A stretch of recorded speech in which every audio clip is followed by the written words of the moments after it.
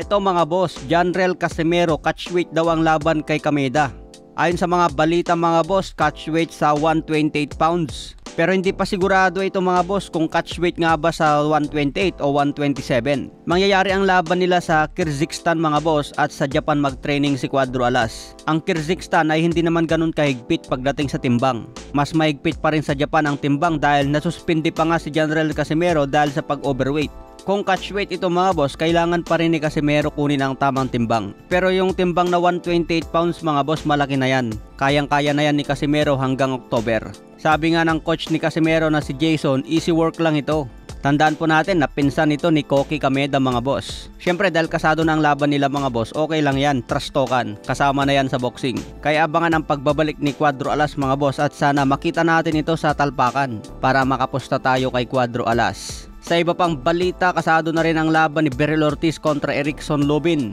May kartada ito na 27 wins, 19 KOs, may 2 talo. Isang Amerikan at may edad na 29.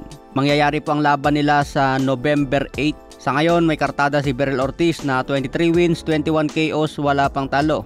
Sinabi ni Beryl Ortiz na kanda din siya umakyat sa middleweight division upang labanan si Terence Crawford. Kaya din daw niya umakyat ng timbang at labanan agad ang malakas kung pagbibigyan ng opportunity. Maganda rin kalaban ni Beryl Ortiz si Jaron Butch Ennis at si Kit Turman. Makikita natin dyan ang malupit na bakbakan mga boss. October 25, laban din ni Kit Turman kontra Sebastian Fundora. Dedepensa ni Sebastian Fundora ang kanyang WBC Super Welterweight belt. Kung manalo si Turman dito mga boss, pwede na siya makipag-unification sa ibang champion. Pwede lumaban si Turman kontra Xander Zayas na may hawak sa WBO belt. Kaya abangan natin ang muling pagbabalik ni Kit One-Time Turman. Pwede rin si Turman laban kay Jaron Butch Ennis para magkaalaman na. Sa iba pang balita, laban ni Tank Davis kay Jake Paul. Exhibition lang ito mga boss dahil may kumakalat na isang professional fight daw ito. Nilinaw sa isang report na exhibition fight ito at gagamit sila ng mas malaking gloves. Sobrang liit ni Tank Davis at sobrang laki naman ni Jake Paul.